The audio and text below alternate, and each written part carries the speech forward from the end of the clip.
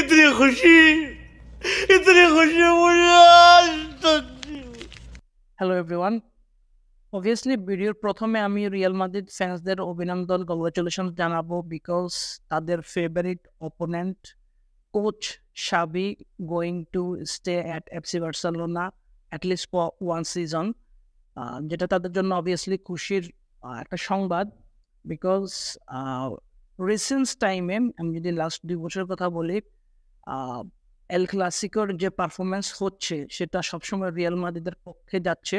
Although আমরা কিছু close encounter দেখতেছি, বাট বার্সেলোনা সামহাও ম্যাচে মোমেন্টাম হারিয়ে ফেলে।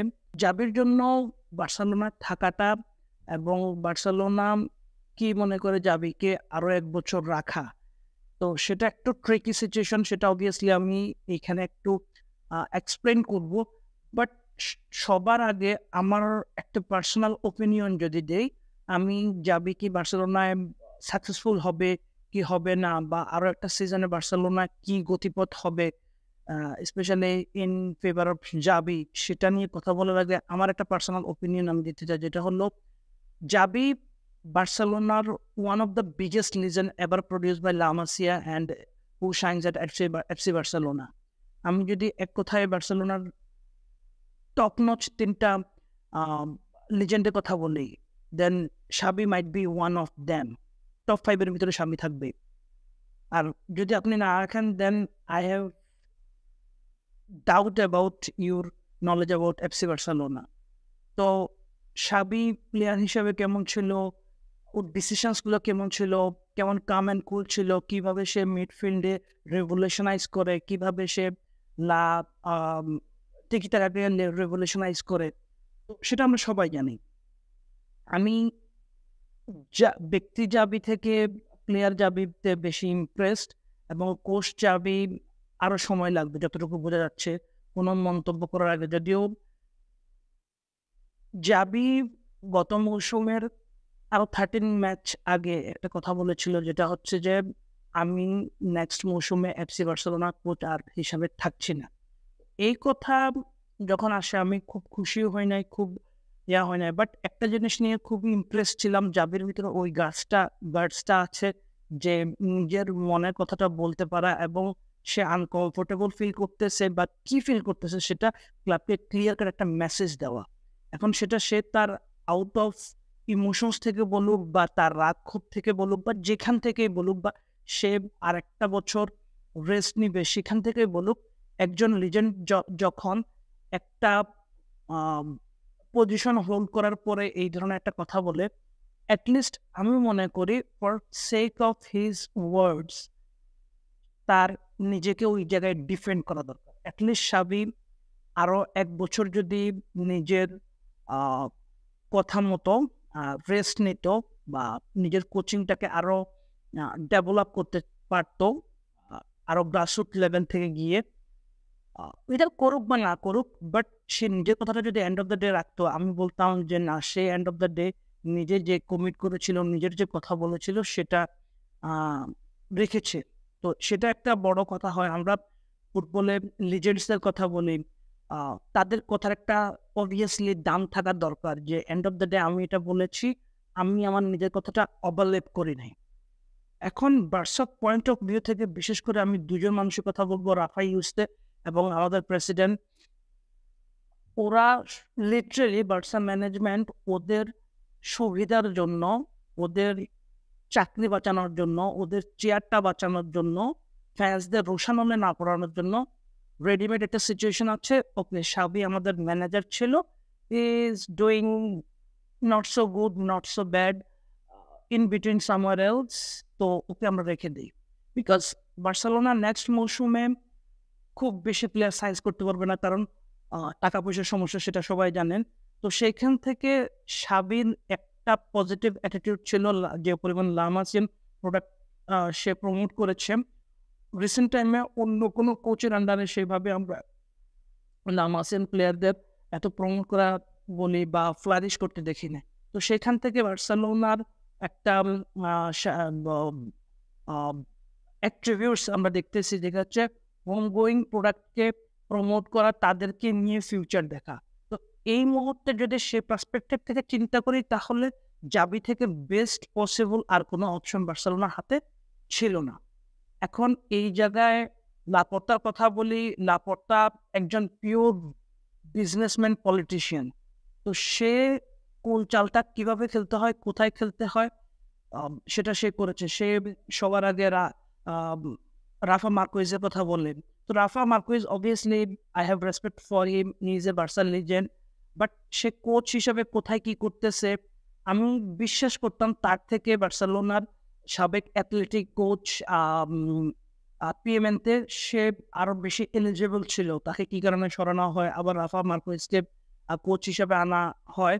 তো আমি অতটুকু ফলো করি না, বাট ওই বিষয়ে আমি কমেন্ট করতে চাই না। অ্যাটলিস্ট এক বৃত্তে বারবার বার্সেলোনা যেখানে ওভারল্যাপ করতেছে, একই সার্কেলে বারবার ওভারল্যাপ করতেছে, আপনি সবসময় একটা অ্যাভারেজ টিমকে অ্যাভারেজ একজন কোচ দিয়ে রেপ্লিকেট করতে চাচ্ছেন। তো আমি সেটা চাইতেছিলাম না। আর আরেকটা জিনিস হলো আপনার হাতে অপশনস ছিল। আপনি হ্যান্সি ফ্লিকের মতো অপশনস আপনার হাতে ছিল, আপনি ডিজার্ভের মতো অপশনস আপনার হাতে ছিল। ইদার আপনি কাজে লাগান বা না লাগান আর একটু সময় বিবেচনা করে দেখতে পারতেন। But in somewhere between season শেষ হওয়ার আগে বার্সেলোনা কনফার্ম করেছে যে সাবি বার্সেলোনাতে অ্যাটলিস্ট আরো 1 বছর থাকবে। তো সেখানে কয়েকটা জিনিস পজিটিভ অ্যাসপেক্ট থেকে যদি কথা বলি, বার্সেলোনার এটা জানা কথা। আমি জানি না অনেক ফ্যান্স হয়তোবা আশায় বুক রাখবেন বার্সেলোনা বিগ সাইনিংস করবে। বার্সেলোনা বিগ সাইনিংস তখনই করতে পারবে যখন বার্সেলোনা 100 মিলিয়নের কোনো প্লেয়ার সেলস দিবে। তো সেখান থেকে যদি দেখি তাহলে হটকেক 2টা এখনো ভাবা হচ্ছে, যেটা প্রতি মৌসুমের আগে শোনা যায় বার্সেলোনা ফ্র্যাঙ্কি ডি জংকে সেল করে দিবে। এবার নতুন করে শোনা যাচ্ছে হয়তোবা আমাদের ব্যাকলাইনের সবচেয়ে সলিড প্লেয়ার আরাউকে হয়তোবা বিক্রি করে দিতে পারে, বা এখনো পর্যন্ত সেই পরিমাণ বাজ শোনা যাচ্ছে। আমার পার্সোনাল কথা যদি বলে, আমি দুজনে একজনকে সেল করতে চাই, দুটা কথা দরকার যেটা। আচ্ছা যাক, সেটা ডিফারেন্ট কনভারসেশন। আমি যদি এই পয়েন্টে আসি, তাহলে বার্সেলোনা কোনো একটা বড় প্লেয়ারকে বা 50 মিলিয়ন দিয়ে 2টা প্লেয়ার কিনতে পারে, বা কিছু প্রসপেক্ট বা প্রুভেন প্লেয়ার কিনতে পারে।